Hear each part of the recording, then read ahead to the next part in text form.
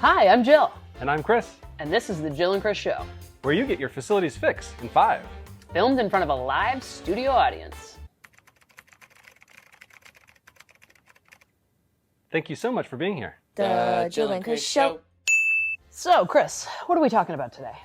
I was thinking we could talk about the changing world of facilities management. You always hear about these new creative business models for restaurants or retailers. Turns out most people don't realize there's a big change happening in the way you can operate facilities as well. Facilities comes at you pretty fast. Turns out it does. That's why we've invited Michael Sutherland onto the show today to share what he's seen. He's been behind different operating models for FM over the years. And here's the man of the hour himself. Michael, great to see you. Hi, Jill. Hi, Chris. It's great to see you both. I gotta say, feeling a little overdressed. I'm gonna be right back.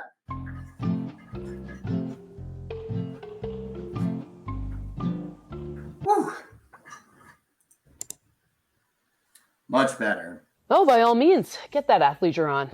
Now that you're feeling comfortable, let's start by taking a look back. What's changed about facilities management models today versus 5 years ago? Wow. What hasn't changed? I mean, that's like a whole pandemic ago. So if you're going back 2018 and earlier, there was only a couple different options the way that facilities could be managed, right?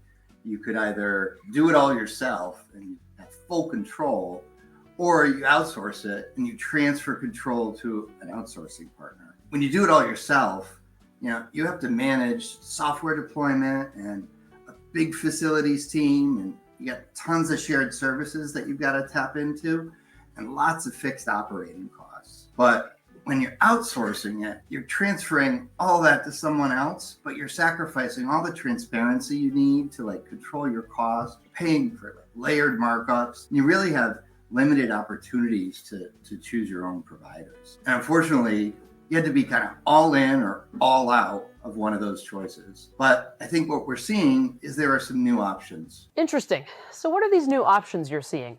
I'm comfortable. Hit me with it.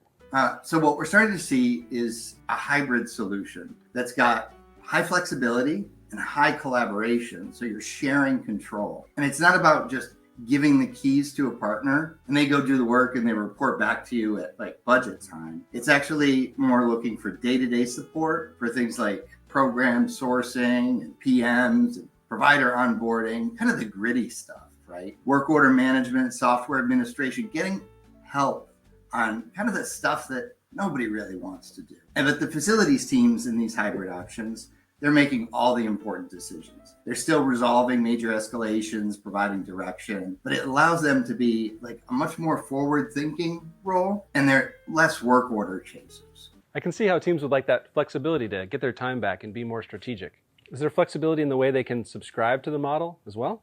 Yeah, so just like with the collaborative nature, it's highly flexible. What we're seeing, things have changed a lot in 5 years. Brick and mortar is changing, e-commerce or web buying, that's bigger than ever. So a lot of our clients, they don't have significantly expanding property portfolios. They're worried about them changing over time, and they're changing the mix. So the commercial structure that we're working with in this hybrid model, it's not so much the introduction of tons of fixed costs and guarantees of change over time. It is flexible to allow customers to be able to grow and contract their portfolio without paying a lot of fixed costs over time. So we maintain and we help with the workload, but they stay control of all the key decisions. So this way they can adapt their program as their business changes. What else are they saying about this hybrid approach?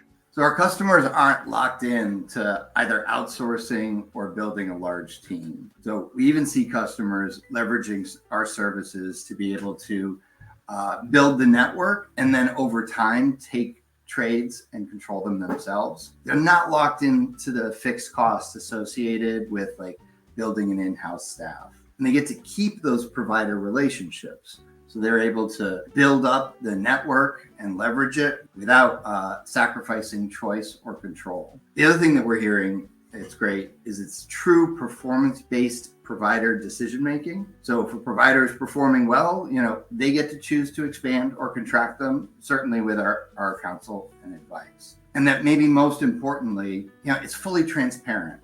So you get to see the actual provider invoices, their fingers on the approve button.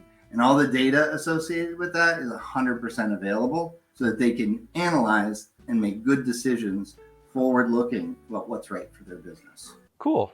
So it sounds like you really can have transparency and data to make decisions without having to do all the work yourself? Absolutely. What we're seeing with this new option is it's really setting them up for the future to be able to make good decisions today without locking them in to only one way of doing things. Awesome. That's a really helpful perspective on how things have been changing. Yeah, I think if you're not paying attention, the facilities world is changing faster than you may realize or even expect. So thanks for sharing that, Michael, and thanks for inviting us into your beautiful home. Well, this old place, I just printed it out. Thanks for having me. I really appreciate the time. And I'm going to go change back into my work clothes. Have a good one. Bye, Michael. That was a really nice house. Yeah, it was. Now we invite a special guest from the audience for a segment called Why Your Job? Ben, come get comfortable on the couch with us. Ben! Ben! Hey, did you guys need me for something? Ben, Come on. come on over. Get comfortable. Take a seat. Yeah. Hey, how are y'all doing? Thanks Good, for coming. how are you? We just have one question for you. Why does your job exist?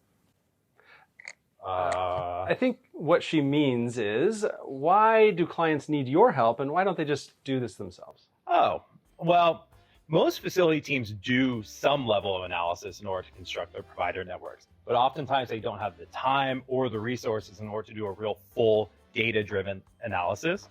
Plus, it doesn't hurt that ServiceChannel has about 70,000 providers in their network that we have performance data on.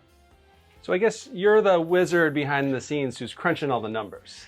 I mean, I guess you could say that. Well, that makes sense. I guess we'll keep you around for now. Thanks for explaining why my job. Cool, so can I get back to my lunch break now? Hang on. Yeah, sure. Almost done. Thanks to everyone for watching. See you next time. And stay cozy.